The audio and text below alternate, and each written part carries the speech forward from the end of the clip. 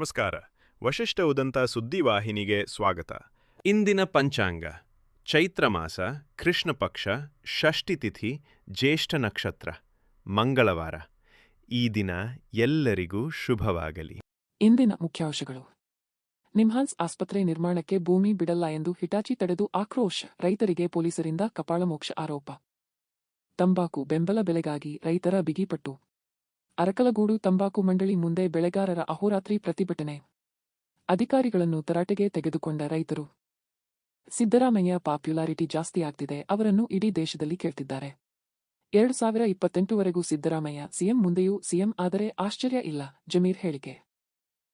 ಈಗ ಮೈಸೂರಿನ ಪ್ರಮುಖ ಸುದ್ದಿಗಳು. ಮೈಸೂರಿನ ಗುಡುಮಾದನಹಳ್ಳಿಯಲ್ಲಿ ನಿಮ್ಹಾನ್ಸ್ ಆಸ್ಪತ್ರೆ ನಿರ್ಮಾಣ ವಿಚಾರಕ್ಕೆ ಸಂಬಂಧಿಸಿದಂತೆ ರೈತರ ಹೋರಾಟ ಮತ್ತಷ್ಟು ತೀವ್ರಗೊಂಡಿದೆ. ಕಳೆದ 90 ದಿನಗಳಿಂದ ಭೂಮಿ ಬಿಡಲ್ಲ ಎಂದು ಪ್ರತಿಭಟನೆ ನಡೆಸುತ್ತಿರುವ ರೈತರು ತಮ್ಮ ಗದ್ದೆಗಳಲ್ಲಿ ಕಾಮಗಾರಿ ಆರಂಭಿಸಲು ಬಂದ ಹಿಟಾಚಿ ಯಂತ್ರಗಳನ್ನು ತಡೆದು ಆಕ್ರೋಶ ವ್ಯಕ್ತಪಡಿಸಿದ್ದಾರೆ. ಸರ್ವೆ ನಂ 60-68-8ರಲ್ಲಿ ಸುಮಾರು 20 ಎಕರೆ ಭೂಮಿಯನ್ನು ಸರ್ಕಾರ ಗುರುತಿಸಿದ್ದು 70 ವರ್ಷಗಳಿಂದ ಉಳುಮೆ ಮಾಡುತ್ತಿರುವ ರೈತರು ಇದಕ್ಕೆ ವಿರೋಧ ವ್ಯಕ್ತಪಡಿಸುತ್ತಿದ್ದಾರೆ.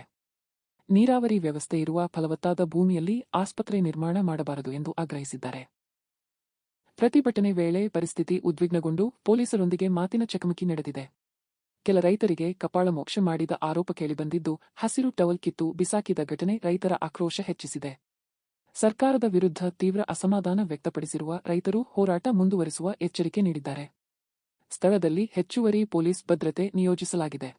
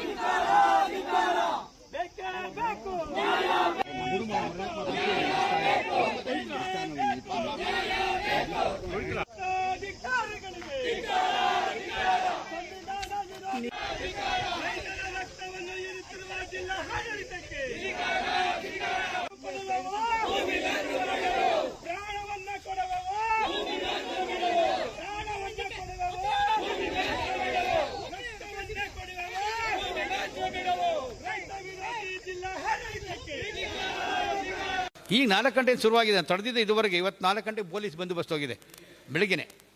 ಇವಾಗ 150 ಜನ ಮೊನ್ನೆ ಆಯ್ತಲ್ಲ, ಮೊನ್ನೆ ಅವ್ರಿಗೆ ಕಪಾಳ ಕೊಟ್ಟಿದ್ದಾರೆ ಸಬ್ ಇನ್ಸ್ಪೆಕ್ಟರ್ ಇಲ್ಲಿ. ಅವನು ಅದೆಲ್ಲ ಕಂಪ್ಲೇಂಟ್ ಕೊಟ್ಟಿದ್ದೀವಿ, ನಾವು ಟೈಮ್ ಕೊಟ್ಟಿದ್ದೀವಿ. ಗುರುವಾರ ಅಲ್ಲಿ ಅದ್ರ ಬಗ್ಗೆ ಕ್ರಮ ತಗೋತೀವಿ. ಅವನು ಗುರುವಾರ ಕೂತ್ಕೊಂಡು ಆ ಸಬ್ ಇನ್ಸ್ಪೆಕ್ಟರ್ ರವಿವೇಕಿ ಅವ್ನು ಕಪಾಲ್ ಕೊಟ್ಟಿದ್ದಾರೆ, ಹಸಿರು ಟವಲ್ನ ಕಿತ್ತಿಗೆ ಬಿಸಾಕಿದ್ದಾರೆ ಅವರು. ನಾವು ಇದು ದೊಡ್ಡ ಇಶ್ಯೂ ಮಾಡಿಲ್ಲ, ಕ್ರಮ ತಗೊಳ್ಳಿ ಅಂತ ಹೇಳಿದ್ದೀವಿ. ನೋಡ್ತೀವಿ 2-3 ದಿನ ಬಿಟ್ಟು. ಇಲ್ಲ ಅಂದ್ರೆ ಆ ಸಬ್ ಇನ್ಸ್ಪೆಕ್ಟರ್ನ ಮೈಸೂರಿಂದ ಹೊರಗಡೆ ಎತ್ತಾಕ್ತೀವಿ ನಾವು. ರೈತ ಚಳವಳಿ ಕರ್ನಾಟಕದ ರೈತರು ಸುಲಭ ಅಲ್ಲ. ಒಬ್ಬ ರೈತ ಸಂಘದ ಮುಖಂಡ ಮೇಲೆ ಕಪಾಳು ಕೊಡಿಯೋದು, ಹಸಿರು ಟವಲ್ ಕೈ ಹಾಕೋದು ಅಂದರೆ ಅವ್ನಿಗೆ ಹೋಗಿ ದರ್ಪ ಇದೆ. ಅವನಿಗೆ ಕಾನೂನು ಕ್ರಮ ತಗೊಳ್ಳಿ, ಕೇಸ್ ಹಾಕಲಿ, ಒಪ್ಕೊಳ್ತೀವಿ ನಾವು. ಆದರೆ ಕೈ ಹಾಕಂತ ಅವ್ನಿಗೆ ಅಧಿಕಾರ ಎಲ್ಲಿದೆ ಅವ್ನು ಸಬ್ ಇನ್ಸ್ಪೆಕ್ಟರ್ಗೆ? ನಾನು Mysuru taluk Mysuru south police inspector Shekhar ಅಂತೆ ದುಂಡಾವರ್ತೇನೆ. ನೋಡ್ತೀನಿ ವೀಡಿಯೋನಲ್ಲಿ, ಏನು ಮಹಿಳೆಯ ಮೇಲೆ ಕೈ ಹಾಕಕ್ಕೆ ಹೋಗ್ತಾನೆ ಅವನು ಅವಿವೇಕಿ. ಅವನು ಸುಮ್ಮನೆ ಬಿಡೋದಿಲ್ಲ. ನಾವು ಸುಮ್ಮನೆ ಈಗ ಆ ಥರ ರೈತ ವಿರೋಧಿ ಕೃತ್ಯ ಸುಮ್ಮನೆ ಬಿಡೋದಿಲ್ಲ ನಾವು. ಆದರೆ ನಾವು ತಾಳ್ಮೆಯಿಂದ ಒಂಚೂರು ಹಿರಿಯ ಅಧಿಕಾರಿಗಳಿಗೆ ನಾವು ಲಿಖಿತವಾಗಿ ದೂರು ಕೊಟ್ಟಿದ್ದೀವಿ. ಗುರುವಾರ ಅದನ್ನು ಕೂಡ ನಾವು ಡಿ ಸಿ ಆಫೀಸ್ ಹತ್ರ ನಾವು ತೀರ್ಮಾನ ಮಾಡ್ತೀವಿ. ಈಗ ಜಿಲ್ಲಾಧಿಕಾರಿಗಳಿಗೆ ಮೆಸೇಜ್ ಹೋಗಬೇಕು. ಮೈಸೂರಿನಲ್ಲಿ ಮಾದಕ ದ್ರವ್ಯಗಳ ಮಾರಾಟ ನಿಯಂತ್ರಣಕ್ಕೆ ಪೊಲೀಸರು ಕಠಿಣ ಕ್ರಮ ಕೈಗೊಂಡಿದ್ದಾರೆ. ಮಂಡಿ ಮೊಹಲ್ಲಾ ನಿವಾಸಿ ಇರ್ಫಾನ್ ಪಾಷಾ ಎಂಬ ಗಾಂಜಾ ಪೆಡ್ಲರ್ನ್ನು ಬಂಧಿಸಿ PITN-DPS 1988 ಕಾಯ್ದೆಯಡಿ ಜೈಲು ಶಿಕ್ಷೆಗೆ ಒಳಪಡಿಸಲಾಗಿದೆ. ಆರೋಪಿಯು 19ನೇ ವಯಸ್ಸಿನಿಂದಲೇ ಗಾಂಜಾ ಮಾರಾಟದಲ್ಲಿ ತೊಡಗಿದ್ದು 2014ರಿಂದ 2025ರವರೆಗೆ 9 ಪ್ರಕರಣಗಳು ದಾಖಲಾಗಿದ್ದವು. ಹಲವು ಬಾರಿ ಜಾಮೀನು ಪಡೆದು ಹೊರಬಂದು ಮತ್ತೆ ಅಕ್ರಮ ಚಟುವಟಿಕೆಗಳಲ್ಲಿ ತೊಡಗುತ್ತಿದ್ದನೆಂದು ಪೊಲೀಸರು ತಿಳಿಸಿದ್ದಾರೆ. ನ್ಯಾಯಾಲಯದ ಷರತ್ತುಗಳನ್ನು ಉಲ್ಲಂಘಿಸಿದ ಹಿನ್ನೆಲೆ ಕಠಿಣ ಕ್ರಮ ಕೈಗೊಂಡು ಬಳ್ಳಾರಿ ಕಾರಾಗೃಹಕ್ಕೆ ರವಾನಿಸಲಾಗಿದೆ. ನಗರದಲ್ಲಿ ಡ್ರಗ್ಸ್ ವಿರುದ್ಧ ಶೂನ್ಯ ಸಹಿಷ್ಣುತೆ ನೀತಿ ಅನುಸರಿಸಲಾಗುತ್ತಿದೆ ಎಂದು ಪೊಲೀಸ್ ಆಯುಕ್ತೆ ತಿಳಿಸಿದ್ದಾರೆ. ಮೊದಲನೇದಾಗಿ ತಮ್ಮೆಲ್ಲರಿಗೂ ಗೊತ್ತಿದೆ, ಮಾದಕ ದ್ರವ್ಯ ನಿಯಂತ್ರಣಕ್ಕಾಗಿ ನಮ್ಮ ಮೈಸೂರು ಸಿಟಿ ಪೊಲೀಸವರು ಹಲವಾರು ಕಾರ್ಯಕ್ರಮಗಳನ್ನು ಮಾಡ್ತಾ ಇದ್ದಾರೆ. ಅವೇರ್ನೆಸ್ ಇರ್ಬೋದು ಅಥವಾ ವಿಶೇಷ ಕಾರ್ಯಾಚರಣೆಗಳಿರ್ಬೋದು, ಪೆಡ್ಲರ್ಸ್ ಮೇಲೆ ಗುಂಡಾ ಆ್ಯಕ್ಟ್ ಹಾಕೋದಾಗಲಿ ಅಥವಾ ಎಕ್ಸ್ಟ್ರಿಮೆಂಟ್ ಮಾಡೋದಾಗಲಿ, ಮತ್ತು ಈವನ್ ಕನ್ಸಂಪ್ಷನ್ ಕೇಸಸ್ಸನ್ನು ಸಹ ನಾವು ಮೈಸೂರು ಸಿಟಿಯಲ್ಲಿ ಮಾಡ್ತಾ ಇದ್ದೀವಿ. ಈ ಸಲ ನಾವು ಪೆಡ್ಲರ್ಸನ್ನು ಸಾಕಷ್ಟು 30 ಜನ ಪೆಡ್ಲರ್ಸನ್ನು ನಾವು ಗಡೀಪಾರು ಮಾಡಿದ್ದೀವಿ ಈ ವರ್ಷ. ಅದ್ರ ಜೊತೆಗೆ ಪಿಟ್ NDPS ಆ್ಯಕ್ಟ್ ಅಡಿಯಲ್ಲಿ ಸಹ ನಾವು ಒಬ್ಬ ಪೆಡ್ಲರನ್ನು ಡಿಟೆನ್ಷನ್ ಆರ್ಡರ್ನ ತಗೊಂಡಿದ್ದೀವಿ. ಅವನು ಈಗ ಇವತ್ತಿನ ದಿನ ಅವ್ರಿಗೆ ನಾವು ಬಳ್ಳಾರಿ ಜೈಲಲ್ಲಿ ಅವರಿಗೆ ಬಿಟ್ಟು ಬಂದಿದ್ದೀವಿ. ತಮ್ಮೆಲ್ಲರಿಗೂ ಗೊತ್ತಿರೋ ಹಾಗೆ NDPS ಕಾಯ್ದೆ ಅಡಿಯಲ್ಲಿ ಮೊದಲೇದಾಗಿ ಕೇಸ್ ಮಾಡ್ತೀವಿ. ಬಟ್ ಹಲವಾರು ಇದರಿಂದ ಅದು ಕೋರ್ಟಲ್ಲಿ ಅಕ್ವಿಟ್ ಆಗ್ಬೋದು ಅಥವಾ ಕನ್ವಿಕ್ಷನ್ನು ಆಗ್ಬೋದು. ಮತ್ತು ಕೆಲವರು ಆರೋಪಿಗಳು ಬೇಲ್ ಮೇಲೂ ಬರ್ತಾರೆ, ಸಾಕಷ್ಟು ಉಲ್ಲಂಘನೆ ಮಾಡ್ತಾರೆ ಷರತ್ತುಗಳನ್ನು. ಅವರನ್ನು ನಾವು ಸೆಕ್ಯೂರಿಟಿ ಕೇಸಸ್ ಅಡಿಯಲ್ಲಿ ಸಹ ನಾವು ಅವ್ರಿಗೆ ಕೇಸಸನ್ನು ಮಾಡ್ತೀವಿ. ಸೊ ನಾವು ಈಗ NDPS ಕಾಯ್ದೆ ಅಡಿಯಲ್ಲಿ ಕೇಸ್ ಮಾಡಿ ಸೆಕ್ಯೂರಿಟಿ ಕೇಸ್ ಮಾಡಿ ರೌಡಿ ಶೀಟರು ಓಪನ್ ಮಾಡಿ ಅದಾದಮೇಲೂ ಅವನು ತನ್ನ ಏನು ಪೆಡ್ಲಿಂಗ್ ಕೆಲಸ ಇದೆ, ಸಂಗ್ರಹಣೆ ಇರ್ಬೋದು, ಸಾಗಣೆ ಇರ್ಬೋದು ಅಥವಾ ಮಾರಾಟ ಇರ್ಬೋದು, ಅದನ್ನು ಮುಂದುವರಿಸಿದ್ರೆ ಅದರ ಫಸ್ಟ್ ಟೈಮ್ ನಾವು ಈ ಪಿಟ್ NDPS ಆ್ಯಕ್ಟ್ ಅಡಿಯಲ್ಲಿ ನಾವು ಇದನ್ನು ಮೈಸೂರು ಸಿಟಿಯಲ್ಲಿ ಒಬ್ಬ ಆರೋಪಿನ ಬಂಧನ ಮಾಡಿದ್ದೀವಿ. ಅವನ ಮೇಲೆ 9 ಕೇಸ್ ಇತ್ತು. 9 ಕೇಸಲ್ಲಿ 6 ಕನ್ವಿಕ್ಷನ್ ಆಗಿತ್ತು. 2014ಇಂದ 2025ವರೆಗೂ ಅವನು ಪಿರಿಯಾಡಿಕಲಿ ಅವನ ಮೇಲೆ ಕೇಸಸ್ ಇತ್ತು. ಸೊ ಅವನು ಇರ್ಫಾನ್ ಪಾಷಾ ಅಂತ ಹೇಳಿ ಈಗ 32 ವರ್ಷ ಮಂಡಿ ಲಿಮಿಟ್ಸ್ ಮೊಹಲ್ಲಾದಲ್ಲಿ ಇರ್ತಾರೆ. ಈಗ ಹಾಸನದ ಪ್ರಮುಖ ಸುದ್ದಿಗಳು. ಹಾಸನ ಜಿಲ್ಲೆಯ ಅರಕಲಗೂಡಿನಲ್ಲಿ ತಂಬಾಕು ಬೆಳೆಗಾರರು ಬೆಂಬಲ ಬೆಲೆಗಾಗಿ ತಂಬಾಕು ಮಂಡಳಿ ಮುಂದೆ ಅಹೋರಾತ್ರಿ ಪ್ರತಿಭಟನೆ ನಡೆಸುತ್ತಿದ್ದಾರೆ. ಮಂಡಳಿಯ ಆವರಣದಲ್ಲೇ ಮಲಗಿ ಅಧಿಕಾರಿಗಳ ವಿರುದ್ಧ ಘೋಷಣೆ ಕೂಗುತ್ತಾ ರೈತರು ತಮ್ಮ ಆಕ್ರೋಶ ವ್ಯಕ್ತಪಡಿಸಿದ್ದಾರೆ. ಆಂಧ್ರಪ್ರದೇಶದಲ್ಲಿ ಬೆಳೆದ ತಂಬಾಕಿಗೆ ಹೆಚ್ಚಿನ ದರ ಸಿಗುತ್ತಿದ್ದು, ಹಾಸನದಲ್ಲಿ ಮಾತ್ರ ಸರಿಯಾದ ಬೆಲೆ ಸಿಗುತ್ತಿಲ್ಲ ಎಂದು ರೈತರು ಆರೋಪಿಸಿದ್ದಾರೆ. ಮುಕ್ತ ಮಾರುಕಟ್ಟೆಗೆ ಅವಕಾಶ ನೀಡಬೇಕು ಎಂದು ಆಗ್ರಹಿಸಿದ್ದಾರೆ. ಪ್ರಕರಣ ದಾಖಲಿಸಿದರೂ ಜೈಲಿಗೆ ಹೋಗಲು ಸಿದ್ಧವಿದ್ದೇವೆ ಎಂದು ಎಚ್ಚರಿಕೆ ನೀಡಿದ್ದಾರೆ. ಕನಿಷ್ಠ ಅಲ್ಲಿಯಾದರೂ ಊಟ ಸಿಗುತ್ತೆ ಎಂದಿದ್ದಾರೆ. ಸ್ಥಳಕ್ಕೆ ಬಂದ ಪೊಲೀಸ್ ಅಧಿಕಾರಿಗಳ ಸಮ್ಮುಖದಲ್ಲೇ ಮಂಡಳಿ ಅಧಿಕಾರಿಗಳನ್ನು ತರಾಟೆಗೆ ತೆಗೆದುಕೊಂಡ ರೈತರು, ಜನಪ್ರತಿನಿಧಿಗಳು ತಕ್ಷಣ ಸ್ಪಂದಿಸಬೇಕು, ಇಲ್ಲವಾದರೆ ಹೋರಾಟವನ್ನು ಮತ್ತಷ್ಟು ತೀವ್ರಗೊಳಿಸುವುದಾಗಿ ತಿಳಿಸಿದ್ದಾರೆ. ನಾವು ಪೊಲೀಸ್ ಸಂಘರ್ಷ ಮಾಡ್ಕೊಳ್ಳೋಕೆ ನಾವು ಬಂದಿಲ್ಲ. ಒಪ್ಕೊಳ್ಳಿ, ನೀವು ನಾವು ದಾರಿ ಬಿಡಲ್ಲ ಅಂತ ಒಪ್ಕೊಳ್ಳಿ, ನೇನ್ ಗಿಟ್ಟಿಗೆ ಹಾಕಲ್ಲ.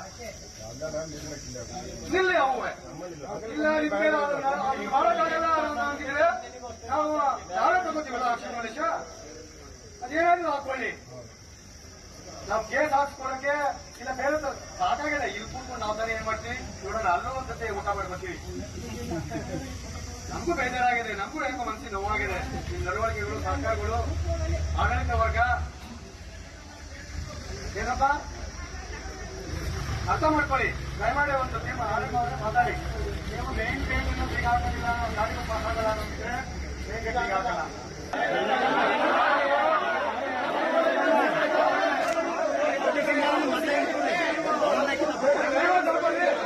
ನಿಮ್ ಕಚೇರಿಗೆ ಒಂದು ಸ್ಟ್ರೈಕ್ ಮಾಡ್ತೀವಿ. ಆ ದಿವಸ ದಿನಾಂಕ ನಿಗದಿ ಮಾಡಿದೀವಿ, ನಿಮ್ಗೂ ಕೊಟ್ಟಿದ್ದೀವಿ, ಏಕಾಏಕಿ ಬಂದಿಲ್ಲ ನಾವು.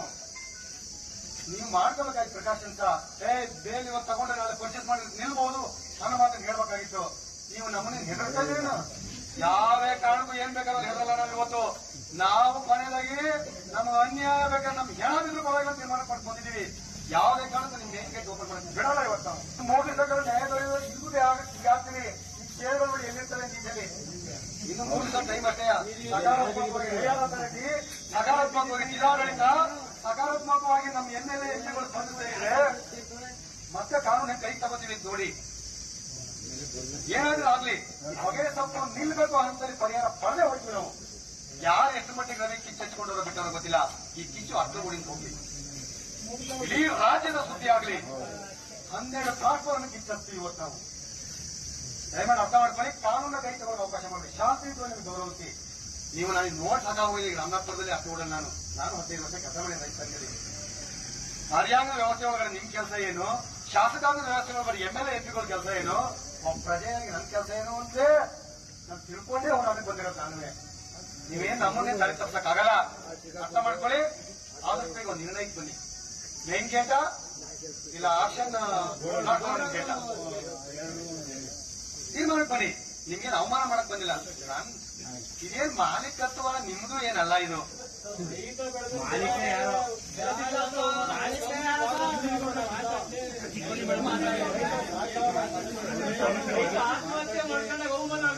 ಅಯ್ಯಾರಂತ ಏನ್ ಅಂತ ನಾವು ಸ್ವಯಂ ಪ್ರೇರಿತರಾಗಿ ನಮ್ಗೆ ಅನ್ಯಾಯ ಅಂತ ಇದೀವಿ. ಹಾಸನ ಜಿಲ್ಲೆಯ ಅರಸೀಕೆರೆ ತಾಲೂಕಿನ ಹರಳಕಟ್ಟ ಗ್ರಾಮದಲ್ಲಿ ಸರ್ಕಾರಿ ಕನ್ನಡ ಶಾಲೆ ವಿಲೀನಕ್ಕೆ ವಿರೋಧವಾಗಿ ವಿದ್ಯಾರ್ಥಿಗಳು ಮತ್ತು ಪೋಷಕರು ಬೃಹತ್ ಪ್ರತಿಭಟನೆ ನಡೆಸಿದರು. ಕೆಪಿಎಸ್ ಮ್ಯಾಗ್ನೆಟ್ ಯೋಜನೆಯಡಿ ಶಾಲೆಯನ್ನು ಡಿಎಂ ಕುರ್ಕೆ ಶಾಲೆಗೆ ವಿಲೀನಗೊಳಿಸುವ ಸರ್ಕಾರದ ಕ್ರಮವನ್ನು ತೀವ್ರವಾಗಿ ಖಂಡಿಸಿದರು. ಸಾರ್ವಜನಿಕ ಶಿಕ್ಷಣ ಉಳಿಸಿ ಸಮಿತಿಯ ಉಪಾಧ್ಯಕ್ಷ ರಮೇಶ್ ಮಾತನಾಡಿ, ಶತಮಾನೋತ್ಸವ ಆಚರಿಸುವ ಈ ಸಂದರ್ಭದಲ್ಲಿ ಶಾಲೆ ಮುಚ್ಚುವ ವಿಚಾರ ದುಃಖಕರ ಎಂದರು. ರಕ್ತ ಬೇಕಾದರೂ ಕೊಡ್ತೀವಿ, ಆದರೆ ಶಾಲೆ ಮುಚ್ಚಲು ಬಿಡುವುದಿಲ್ಲ ಎಂದು ಎಚ್ಚರಿಸಿದರು. ಗ್ರಾಮಸ್ಥರು ಸರ್ಕಾರ ತಕ್ಷಣ ನಿರ್ಧಾರ ಹಿಂಪಡೆಯಬೇಕು ಎಂದು ಒತ್ತಾಯಿಸಿದರು. ಶಿಕ್ಷಣ ಉಳಿಸಲು ಹೋರಾಟ ಮುಂದುವರಿಸುವುದಾಗಿ ಪ್ರತಿಭಟನಾಕಾರರು ತಿಳಿಸಿದ್ದಾರೆ. ಇವತ್ತು ನಾವು ಶತಮಾನೋತ್ಸವನ ಆಚರಿಸುವಂತ ನಮ್ಮ ಶಾಲೆ 100 ವರ್ಷ ಆಗಿದೆ.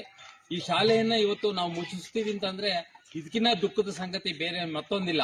ಇವತ್ತು ಎಲ್ಲದನ್ನು ಸೇರಿಸಿ ಒಂದ್ ಕೇಂದ್ರ ಮಾಡಿ ಅಲ್ಲಿಗೆ ತುಂಬ್ತೀವಿ ಅಂದ್ರೆ ಸಾವಿರಾರು ವಿದ್ಯಾರ್ಥಿಗಳನ್ನ ಅಲ್ಲಿಗೆ ಸೇರಿಸ್ತೀರಾ? ಕಲ್ತಾ ಬಿಟ್ಟ ಅವ್ನಿಗೇನ್ ಹೇಳ್ಕೊಡಕ್ ಸಾಧ್ಯ? ಹಾಗಾಗಿ ನಮ್ಮೂರ್ ಶಾಲೆಯನ್ನ ನಾವೇ ಉಳಿಸ್ಕೋಬೇಕು. ನಮ್ಮೂರ್ ಶಾಲೆಗೆ ಬರೋಂತ ಮಕ್ಕಳ ಸಂಖ್ಯೆ ಏನು ಕಮ್ಮಿ ಆಗಿಲ್ಲ, 40ರಿಂದ 50 ಮಕ್ಕಳು ಈಗಲೂ ಓದ್ತಾ ಇದಾವೆ. ಇಲ್ಲಿ ಗ್ರಾಮೀಣ ಭಾಗದ ಶಾಲೆಗಳನ್ನ ನೀವು ಉಳಿಸಿಕೊಟ್ರೆ ಮಾತ್ರ ನಮ್ಮ ಗ್ರಾಮೀಣ ಭಾಗದ ಮಕ್ಕಳು ವಿದ್ಯಾವಂತರಾಗ ಸಾಧ್ಯನೇ ಹೊರತು ನಾವು ಮೇಟಿಕೂರಿಗೆ ಕಳಿಸಿ ಅಲ್ಲಿಂದ ನಾವು ಮಕ್ಕಳುಗಳನ್ನ ಬೆಳವಣಿಗೆ ನೋಡ್ತೀವಿ ಅಂದ್ರೆ ಖಂಡಿತ ಸಾಧ್ಯವಿಲ್ಲ. ಯಾಕೆ ಹೇಳ್ತೀವಿ ಅಂದ್ರೆ ನೀವು ಫ್ರೀ ಕರ್ಕೊಂಡು ಹೋಗ್ತೀವಿ, ಬಸ್ ಕೊಡ್ತೀವಿ ಅಂತೀರಾ, ನಾಳೆ ಇನ್ನೊಂದನ್ನ ಅದಕ್ಕೆ ಸೇರಿಸ್ತೀರಾ, ಬಸ್ಸಿಗೆ ಪೋಷಕರೇ ದುಡ್ಡು ಕೊಡ್ಬೇಕು ಅಂತ ಅಂತೀರಾ. ಬಡವರು ಎಲ್ಲಿಂದ ಹತ್ತಾರೆ? ನಮ್ಮ ಹಳ್ಳಿ ಅಂತಂದ್ರೆ ಬಹುತೇಕ ಜನ ನಾವು ಕೂಲಿ ಮಾಡ್ಕೊಂಡು ಜೀವನ ಮಾಡೋಂತಾರೆ ಇಲ್ಲಿರೋರು. ಯಾರೂ ಶ್ರೀಮಂತರಿಲ್ಲ. ತುಂಬಾ ಜನ ಶ್ರೀಮಂತರಿರೋರು ದುಡ್ಡು ನಗರಗಳಿಗೆ ಕಳಿಸಿ ಓದಿಸ್ತಾರೆ. ಅವ್ರ ಮಕ್ಕಳುಗಳು ಇಂಜಿನಿಯರ್, ಡಾಕ್ಟರ್, ಮತ್ತೊಂದು ಹತ್ತವೆ. ಹಳ್ಳಿ ಹುಡುಗರು ಹಳ್ಳಿಲೇ ಇರೋದು. ನೀವೇನೋ ಇನ್ನೇನು ಚೈಲ್ಡ್ ಏನೋ ಕಲಿಸ್ತೀವಿ ಅಂತ ಹೇಳ್ತಾರಲ್ಲ, ಕಟಿಂಗ್ ಮಾಡೋದ್ ಕಲಿಸ್ತೀವಿ, ಬಟ್ಟೆ ಹೊಲಿಯೋದ್ ಕಲಿಸ್ತೀವಿ, ಮರ ಹತ್ತದ್ ಕಲಿಸ್ತೀವಿ, ಈಜಾಡೋದ್ ಕಲಿಸ್ತೀವಿ. ಖಂಡಿತ ನೀವು ಕಲ್ಸೋದ್ ಬೇಡ. ಹಳ್ಳಿ ಮಕ್ಕಳನ್ನ ನಾವೇ ಕಲಿಸ್ತೀವಿ. ನಮ್ಮ ಪೋಷಕರೇ ಅದನ್ನೆಲ್ಲ ಕಲಿಸ್ಬಿಡ್ತಾರೆ. ಮಕ್ಳಿಗೆ ಏನೇನ್ ಬೇಕೋ ಹಳ್ಳಿಲಿ ಎಲ್ಲದೂ ಸಿಗುತ್ತೆ. ಹಾಗಾಗಿ ನಾವು ಸರ್ಕಾರಕ್ಕೆ ಆಗ್ರಹ ಮಾಡೋದಿಷ್ಟು, ನಮ್ಮ ಅಳಕಟ್ಟ ಗ್ರಾಮದಿಂದ ನಾವು ಆಗ್ರಹ ಮಾಡ್ತಾ ಇದೀವಿ. ದಯಮಾಡಿ ಈ ಶಾಲೆಯನ್ನ ಇಲ್ಲೇ ಉಳಿಸ್ಬೇಕು. ಈ ಶಾಲೆಯನ್ನ ನಾವು ಬೇಕಾದ್ರೆ ರಕ್ತ ಕೊಡ್ತೀವಿ. ಈ ಶಾಲೆಯನ್ನ ತಗೊಂಡೋಗಿ ಬಿಡಲ್ಲ ನಾವು. ಉಗ್ರ ಹೋರಾಟ. ಈಗ ಚಿಕ್ಕಮಗಳೂರಿನ ಪ್ರಮುಖ ಸುದ್ದಿಗಳು. ಚಿಕ್ಕಮಗಳೂರಿನಲ್ಲಿ ಏಪ್ರಿಲ್ 9 ಮತ್ತು 10 ರಂದು Adichunchanagiri institute of technology IT ಕಾಲೇಜಿನಲ್ಲಿ ಇಸಿಎಂಐ 2026 IEEE ಅಂತಾರಾಷ್ಟ್ರೀಯ ಸಮ್ಮೇಳನ ನಡೆಯಲಿದೆ. ಸ್ಮಾರ್ಟ್ ಎಲೆಕ್ಟ್ರಾನಿಕ್ಸ್ ಮತ್ತು ಮೆಷಿನ್ ಇನ್ಫಾರ್ಮ್ಯಾಟಿಕ್ಸ್ ಕ್ಷೇತ್ರದಲ್ಲಿ ಉದಯೋನ್ಮುಖ ಸಂಶೋಧನೆ ಎಂಬ ವಿಷಯದಡಿ ಈ ಕಾರ್ಯಕ್ರಮ ಆಯೋಜಿಸಲಾಗಿದೆ. ದೇಶ ವಿದೇಶಗಳ ಸಂಶೋಧಕರು, ತಜ್ಞರು ಹಾಗೂ ವಿದ್ಯಾರ್ಥಿಗಳು ಭಾಗವಹಿಸಿ ತಮ್ಮ ಸಂಶೋಧನಾ ಪ್ರಬಂಧಗಳನ್ನು ಮಂಡಿಸಲಿದ್ದಾರೆ. ತಂತ್ರಜ್ಞಾನ ಕ್ಷೇತ್ರದಲ್ಲಿ ಹೊಸ ಆವಿಷ್ಕಾರಗಳು, ಆಧುನಿಕ ಅಭಿವೃದ್ಧಿಗಳ ಕುರಿತು ಚರ್ಚೆಗಳು ನಡೆಯಲಿವೆ. ಇಂತಹ ಸಮ್ಮೇಳನಗಳಿಂದ ವಿದ್ಯಾರ್ಥಿಗಳಿಗೆ ಜ್ಞಾನ ವೃದ್ಧಿ ಹಾಗೂ ಸಂಶೋಧನಾ ಮನೋಭಾವ ಬೆಳೆಸಲು ಸಹಕಾರಿಯಾಗುತ್ತದೆ ಎಂದು ಕಾಲೇಜು ಆಡಳಿತ ಮಂಡಳಿ ತಿಳಿಸಿದೆ. ಪರಮಪೂಜ್ಯ ಜಗದ್ಗುರು ಶ್ರೀ ಶ್ರೀ ಶ್ರೀ ಡಾಕ್ಟರ್ ನಿರ್ಮಲಾನಂದನಾಥ ಮಹಾಸ್ವಾಮೀಜಿಯವರ ಮಾರ್ಗದರ್ಶನದಲ್ಲಿ ಇದೇ ತಿಂಗಳ ಏಪ್ರಿಲ್ 9ನೇ ತಾರೀಕು ಗುರುವಾರ ಮತ್ತು 10ನೇ ತಾರೀಕು ಆದಿಚುಂಚನಗಿರಿ ತಾಂತ್ರಿಕ ಮಹಾವಿದ್ಯಾಲಯದಲ್ಲಿ IEEE ಇಂಟರ್ನ್ಯಾಷನಲ್ ಕಾನ್ಫರೆನ್ಸ್ ECMI ಇದನ್ನು ಆಯೋಜನೆ ಮಾಡಿದ್ದೀವಿ. ಇದಕ್ಕೆ ಸುಮಾರು 544 ಪೇಪರ್ಗಳು ಬೇರೆ ಬೇರೆ ರಾಜ್ಯ ಮತ್ತು ವಿದೇಶಗಳಿಂದ ಬಂದಿದೆ. ಸೊ ಅದರಲ್ಲಿ ಸುಮಾರು 141 ಪೇಪರ್ಗಳನ್ನು ಕ್ವಾಲಿಟಿ ಆಧಾರದ ಮೇಲೆ ನಾವು ಸೆಲೆಕ್ಟ್ ಮಾಡಿ ಮುಂದೆ IEEE ಎಕ್ಸ್ಪ್ಲೋರಲ್ಲಿ ಅದನ್ನು ಪಬ್ಲಿಷ್ ಮಾಡಲಿಕ್ಕಿದ್ದೇವೆ. ಸೊ ಅದರ ಪ್ರೆಸೆಂಟೇಷನ್ನ ಇದೇ ಏಪ್ರಿಲ್ 9 ಮತ್ತು 10ನೇ ತಾರೀಕು ಸುಮಾರು 5 ಸೆಷನ್ಗಳಲ್ಲಿ ನಮ್ಮ ಕಾಲೇಜಿನ ವಿವಿಧ ಸೆಮಿನಾರ್ ಹಾಲ್ಗಳಲ್ಲಿ ಇದನ್ನು ಪ್ರೆಸೆಂಟ್ ಮಾಡಲಿದ್ದಾರೆ ಹೊರಗಡೆಯಿಂದ ಬಂದಂಥ ಸಂಶೋಧಕರು. ಸೊ ಇದ್ರ ಬಗ್ಗೆ ಮಾಹಿತಿ ಕೊಡಲಿಕ್ಕಾಗಿಯೇ ಇವತ್ತಿನ ಈ ಪತ್ರಿಕಾಗೋಷ್ಠಿಯನ್ನು ಕರೆಯಲಾಗಿತ್ತು. ಧನ್ಯವಾದಗಳು. ಚಿಕ್ಕಮಗಳೂರಿನ ಐಜಿ ರಸ್ತೆಯಲ್ಲಿರುವ AR ಫರ್ನಿಚರ್ ಅಂಗಡಿಯಲ್ಲಿ ಸಂಭವಿಸಿದ ಅಗ್ನಿ ಅವಘಡಕ್ಕೆ ಹೊಸ ತಿರುವು ಸಿಕ್ಕಿದೆ. ಆರಂಭದಲ್ಲಿ ಅಪಘಾತವೆಂದು ತಿಳಿದಿದ್ದ ಬೆಂಕಿ ಪ್ರಕರಣ ದ್ವೇಷದಿಂದ ಉಂಟಾದದ್ದು ಎಂದು ಪೊಲೀಸರು ಪತ್ತೆ ಹಚ್ಚಿದ್ದಾರೆ. ನೆರೆಯ ಫರ್ನಿಚರ್ ಅಂಗಡಿಗೆ ಬೆಂಕಿ ಹಚ್ಚಲು 20,000 ರೂಪಾಯಿ ಸುಪಾರಿ ನೀಡಲಾಗಿತ್ತು ಎಂಬ ಮಾಹಿತಿ ಹೊರಬಂದಿದೆ. ಪ್ರಕರಣಕ್ಕೆ ಸಂಬಂಧಿಸಿದಂತೆ ಮಹಾರಾಜ ಅಂಗಡಿಯ ಹ್ಯಾರಿಸ್ ಸಾದ್ ಹಾಗೂ ಯಾಕೂಬ್ ಅವರನ್ನು ಪೊಲೀಸರು ಬಂಧಿಸಿದ್ದಾರೆ. ಆರೋಪಿಗಳು ಹಳೆಯ ವೈಷಮ್ಯದ ಹಿನ್ನೆಲೆ ಈ ಕೃತ್ಯ ಎಸಗಿದ್ದಾರೆ ಎನ್ನಲಾಗಿದೆ. ಘಟನೆಯಿಂದ ಅಂಗಡಿಗೆ ಭಾರೀ ನಷ್ಟ ಉಂಟಾಗಿದ್ದು ಪೊಲೀಸರು ಮುಂದಿನ ತನಿಖೆ ಮುಂದುವರೆಸಿದ್ದಾರೆ.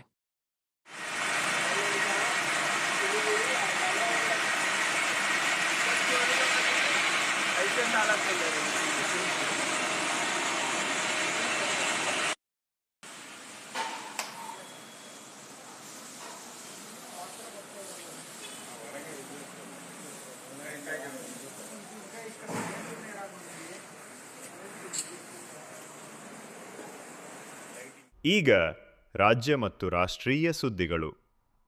ರಾಜ್ಯದ ರಾಜಕೀಯದಲ್ಲಿ ನಾಯಕರ ಜನಪ್ರಿಯತೆ ಕುರಿತು ಚರ್ಚೆ ತೀವ್ರಗೊಂಡಿದೆ. ಉಪಚುನಾವಣೆಯ ಪ್ರಚಾರದಲ್ಲಿ ಮಾಜಿ ಮುಖ್ಯಮಂತ್ರಿ ಕುಮಾರಸ್ವಾಮಿ ಅವರ ಪಾಪ್ಯುಲಾರಿಟಿ ಈಗ ಕಡಿಮೆಯಾಗಿದ್ದು, ಮುಖ್ಯಮಂತ್ರಿ ಸಿದ್ದರಾಮಯ್ಯ ಅವರ ಜನಪ್ರಿಯತೆ ದೇಶದಾದ್ಯಂತ ಹೆಚ್ಚುತ್ತಿದೆ ಎಂದು ಸಚಿವ ಜಮೀರ್ ಅಹ್ಮದ್ ತಿಳಿಸಿದ್ದಾರೆ.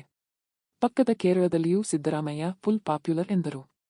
ಯಡಿಯೂರಪ್ಪ ಅವರು ಸಿಎಂ ಆಗಿದ್ದಾಗ ರೈತರ ಸಾಲ ಮನ್ನಾ ವಿಚಾರದಲ್ಲಿ ಟೀಕೆ ಮಾಡಿದ್ದನ್ನು ಉಲ್ಲೇಖಿಸಿದ ಜಮೀರ್, ಬಳಿಕ ಸಿದ್ದರಾಮಯ್ಯ ಸರ್ಕಾರ ಸಾಲ ಮನ್ನಾ ಮಾಡಿತ್ತು ಎಂದು ಹೇಳಿದರು. 2028ರವರೆಗೆ ಸಿದ್ದರಾಮಯ್ಯ ಮುಖ್ಯಮಂತ್ರಿ ಆಗಿ ಮುಂದುವರಿಯುತ್ತಾರೆ. ಮುಂದೆಯೂ ಸಿಎಂ ಆಗಿ ಮುಂದುವರಿಯುವ ಸಾಧ್ಯತೆಯೂ ಇದೆ ಎಂದ ಅವರು, ಉಪಚುನಾವಣೆ ಸಿದ್ದರಾಮಯ್ಯ ಅವರ ಮರ್ಯಾದೆ ಪ್ರಶ್ನೆಯಾಗಿದೆ ಎಂದು ಅಭಿಪ್ರಾಯಪಟ್ಟರು. ಇವತ್ತು ಮಾಧ್ಯಮ ಸ್ನೇಹಿತರು ಕೇಳಿದ್ರಿ ಸರ್, ಏನ್ ಸರ್ ಕುಮಾರಸ್ವಾಮಿ ಅವ್ರು ಹಿಂಗಂತಾರಂದ್ರೆ, ಇಲ್ಲ ಸರ್ ಅವ್ರು ಬಹಳ ಹೊಟ್ಟೆ ಕಿಚ್ಚು ಏನಾಗಿದೆ ಅವರಿಗೆ. ಒಂದು 2007ರಿಂದ 8ವರೆಗೂ ಮುಖ್ಯಮಂತ್ರಿ ಇರುವಾಗ ಕುಮಾರಸ್ವಾಮಿ ಪಾಪ್ಯುಲಾರಿಟಿ ಸಿಕ್ಕಿದ್ದು ಸಹಜ, ಅದು ಸಿಕ್ಕಿತ್ತು ಅವ್ರಿಗೆ, ಇಲ್ಲ ಅಂತ ಇಲ್ಲ. ಯಾವ್ದನ್ನ ರಾಜಕಾರಣಿ ಇಲ್ಲಿ ಪಾಪ್ಯುಲಾರಿಟಿ ಸಿಗ್ತದೆ, ಬರ್ತಾ ಬರ್ತಾ ಡೌನ್ ಆಗ್ತದೆ. ನಮ್ಮ ಸಿದ್ದರಾಮಯ್ಯ ಸಾಹೇಬ್ರು ಹೆಂಗೆ ಹೇಳಿದ್ರೆ ಬರ್ತಾ ಬರ್ತಾ ಪಾಪ್ಯುಲಾರಿಟಿ ಜಾಸ್ತಿ ಆಗ್ತದೆ. ನಮ್ಮ ರಾಜ್ಯ ಇಲ್ಲ, ಇಡೀ ದೇಶದಲ್ಲಿ ಎಲ್ಲ ಮನೆ ಸಿದ್ದರಾಮಯ್ಯ ಅವರಿಗೆ ಕೇಳ್ತಾರೆ. ಅವರು 28ವರೆಗೂ ಮುಖ್ಯಮಂತ್ರಿ ಆಗ್ತಾರೆ. 28 ಆದ್ಮೇಲೆ ಜನ ಸುಲಭವಾಗಿ ಅವ್ರು ಬಿಡಲ್ಲ. ಮುಂದೇನೂ ಅವ್ರು ಮುಖ್ಯಮಂತ್ರಿ ಆದ್ರೆ ಆಶ್ಚರ್ಯ ಇಲ್ಲ, ಮುಂದೇನೂ ಮುಖ್ಯಮಂತ್ರಿ ಆದ್ರೆ ಆಶ್ಚರ್ಯ. ದಯಮಾಡಿ ನಿಮ್ಮಲ್ಲಿ ಕೈ ಜೋಡಿಸಿ ನಾನು ಮನವಿ ಮಾಡಿ ಕೇಳ್ತೀನಿ. ನಾನು ನೋಡಿದೆ, ಸರ್ ನಾನು ಏನು ತಿಳ್ಕೊಂಡಿದ್ದೆ, ನಮ್ಮ ರಾಜ್ಯದಲ್ಲೇ ನಿಮ್ಮ ಜನ ಕೇಳ್ತಾರಂತ. ನಾನು ಕೇರಳ, ಒಂದು ನಿಮಿಷ ಇರ್ರಿ, ನಾನು ಅಲ್ಲಿ ಕೇರಳಕ್ಕೆ ಹೋಗಿದ್ದೆ ಸರ್. 10 ದಿನ ಕೇರಳಲ್ಲಿದ್ದೆ ನಾನು. ಕೇರಳದಲ್ಲಿ ಎಲ್ಲೋಗಿ ಕೊಚ್ಚಿ ಎಲ್ಲೋದ್ರು ಸಿದ್ದರಾಮಯ್ಯ, ಕೊಚ್ಚಿದಲ್ಲಿ ಹೋಗಿ ಸಿದ್ದರಾಮಯ್ಯ, ಟ್ವೇಂಡ್ರಮ್ ಹೋಗಿ ಸಿದ್ದರಾಮಯ್ಯ, ಕಾಸರಗೋಡು ಹೋಗಿ ಸಿದ್ದರಾಮಯ್ಯ, ಎಲ್ಲೋದ್ರು ಸಿದ್ದರಾಮಯ್ಯ ಸಿದ್ದರಾಮಯ್ಯ ಸಿದ್ದರಾಮಯ್ಯ ಅಂತಾರೆ. ಇವತ್ತು ಮಾಧ್ಯಮ ಸ್ನೇಹಿತರು ಕೇಳಿದ್ರಿ ಸರ್, ಏನ್ ಸರ್ ಕುಮಾರಸ್ವಾಮಿ ಅವ್ರು ಹಿಂಗಂತಾರಂದ್ರೆ, ಇಲ್ಲ ಸರ್ ಅವ್ರು ಬಹಳ ಹೊಟ್ಟೆ ಕಿಚ್ಚು ಏನಾಗಿದೆ ಅವರಿಗೆ. ಒಂದು 2007ರಿಂದ 8ವರೆಗೂ ಮುಖ್ಯಮಂತ್ರಿ ಇರುವಾಗ ಕುಮಾರಸ್ವಾಮಿ ಪಾಪ್ಯುಲಾರಿಟಿ ಸಿಕ್ಕಿದ್ದು ಸಹಜ, ಅದು ಸಿಕ್ಕಿತ್ತು ಅವ್ರಿಗೆ, ಇಲ್ಲ ಅಂತ ಇಲ್ಲ. ಯಾವ್ದನ್ನ ರಾಜಕಾರಣಿ ಇಲ್ಲಿ ಪಾಪ್ಯುಲಾರಿಟಿ ಸಿಗ್ತದೆ, ಬರ್ತಾ ಬರ್ತಾ ಡೌನ್ ಆಗ್ತದೆ. ನಮ್ಮ ಸಿದ್ದರಾಮಯ್ಯ ಸಾಹೇಬ್ರು ಹೆಂಗೆ ಹೇಳಿದ್ರೆ ಬರ್ತಾ ಬರ್ತಾ ಪಾಪ್ಯುಲಾರಿಟಿ ಜಾಸ್ತಿ ಆಗ್ತದೆ. ನಮ್ಮ ರಾಜ್ಯ ಇಲ್ಲ, ಇಡೀ ದೇಶದಲ್ಲಿ ಎಲ್ಲ ಮನೆ ಸಿದ್ದರಾಮಯ್ಯ ಅವರಿಗೆ ಕೇಳ್ತಾರೆ. ದಯಮಾಡಿ ಇದು ಸಿದ್ದರಾಮಯ್ಯ ಮರ್ಯಾದೆ ಪ್ರಶ್ನೆ, ಇದು ಸಿದ್ದರಾಮಯ್ಯ ಅವ್ರ ಮರ್ಯಾದೆ ಪ್ರಶ್ನೆ. ಉಮೇಶ್ ಅವ್ರ ಕ್ಯಾಂಡಿಡೇಟ್ ಇಲ್ಲ, ಉಮೇಶ್ ಮೇಟಿ ಅವರು. ನೀವೇನ್ ತಿಳ್ಕೊಳ್ಬೇಕು, ನಮ್ಮ ನಾಯಕರಾದಂತ ಮುಖ್ಯಮಂತ್ರಿಗಳಾದಂತ ಸಿದ್ದರಾಮಯ್ಯನೇ ಕ್ಯಾಂಡಿಡೇಟ್ ಅಂತ ತಿಳ್ಕೊಂಡು ತಾವು ಹೆಚ್ಚಿನ ಮತದಲ್ಲಿ ಅವ್ರು ಗೆಲ್ಸ್ಕೊಂಡು ಬರ್ಬೇಕಂತ ಕೈ ಜೋಡಿಸಿ ನನ್ನ ಮಾತನಾಡಿ. ಬೆಂಗಳೂರು ನಗರದ ಕಾಡುಗೋಡಿ ಪೊಲೀಸ್ ಠಾಣಾ ವ್ಯಾಪ್ತಿಯಲ್ಲಿ ವಿಚಿತ್ರ ಕಳ್ಳತನ ಪ್ರಕರಣ ಬೆಳಕಿಗೆ ಬಂದಿದೆ. ಸೋಮವಾರ ಮುಂಜಾನೆ ಸುಮಾರು 3 ಗಂಟೆ ವೇಳೆಗೆ ಹೆಲ್ಮೆಟ್ ಧರಿಸಿ ಬಂದ ಕಳ್ಳನೊಬ್ಬ ತೆರೆದಿದ್ದ ಗೇಟ್ ಮೂಲಕ ಮನೆಯೊಳಗೆ ನುಗ್ಗಿ ಗ್ಯಾಸ್ ಸಿಲಿಂಡರ್ ಕಳವು ಮಾಡಿದ್ದಾನೆ. ಬಳಿಕ ಸಿಲಿಂಡರ್ ಅನ್ನು ಬೈಕ್ ಮೇಲೆ ಹಾಕಿಕೊಂಡು ಪರಾರಿಯಾಗಿರುವ ದೃಶ್ಯ ಸಿಸಿಟಿವಿಯಲ್ಲಿ ಸೆರೆಯಾಗಿದೆ. ಬೆಳಿಗ್ಗೆ ಘಟನೆ ತಿಳಿದು ಮನೆ ಮಾಲೀಕರು ಪೊಲೀಸರಿಗೆ ದೂರು ನೀಡಿದ್ದಾರೆ. ಸ್ಥಳಕ್ಕೆ ಭೇಟಿ ನೀಡಿದ ಕಾಡುಗೋಡಿ ಪೊಲೀಸರು ಸಿಸಿಟಿವಿ ದೃಶ್ಯಾವಳಿ ಆಧರಿಸಿ ಆರೋಪಿಯ ಪತ್ತೆಗೆ ಮುಂದಾಗಿದ್ದಾರೆ. ಈ ಘಟನೆ ಸ್ಥಳೀಯರಲ್ಲಿ ಆತಂಕ ಮೂಡಿಸಿದೆ. ಮತ್ತೊಮ್ಮೆ ಮುಖ್ಯಾಂಶಗಳು. ನಿಮ್ಹಾನ್ಸ್ ಆಸ್ಪತ್ರೆ ನಿರ್ಮಾಣಕ್ಕೆ ಭೂಮಿ ಬಿಡಲ್ಲ ಎಂದು ಹಿಟಾಚಿ ತಡೆದು ಆಕ್ರೋಶ, ರೈತರಿಗೆ ಪೊಲೀಸರಿಂದ ಕಪಾಳಮೋಕ್ಷ ಆರೋಪ. ತಂಬಾಕು ಬೆಂಬಲ ಬೆಲೆಗಾಗಿ ರೈತರ ಬಿಗಿಪಟ್ಟು. ಅರಕಲಗೂಡು ತಂಬಾಕು ಮಂಡಳಿ ಮುಂದೆ ಬೆಳೆಗಾರರ ಅಹೋರಾತ್ರಿ ಪ್ರತಿಭಟನೆ. ಅಧಿಕಾರಿಗಳನ್ನು ತರಾಟೆಗೆ ತೆಗೆದುಕೊಂಡ ರೈತರು. ಸಿದ್ದರಾಮಯ್ಯ ಪಾಪ್ಯುಲಾರಿಟಿ ಜಾಸ್ತಿ ಆಗ್ತಿದೆ, ಅವರನ್ನು ಇಡೀ ದೇಶದಲ್ಲಿ ಕೇಳ್ತಿದ್ದಾರೆ. 2028ವರೆಗೂ ಸಿದ್ದರಾಮಯ್ಯ ಸಿಎಂ, ಮುಂದೆಯೂ ಸಿಎಂ ಆದರೆ ಆಶ್ಚರ್ಯ ಇಲ್ಲ, ಜಮೀರ್ ಹೇಳಿಕೆ. ಇಲ್ಲಿಗೆ ಇಂದಿನ ವಾರ್ತಾ ಪ್ರಸಾರ ಮುಕ್ತಾಯವಾಯಿತು. ಧನ್ಯವಾದಗಳು. ಈ ದಿನ ಎಲ್ಲರಿಗೂ ಶುಭವಾಗಲಿ.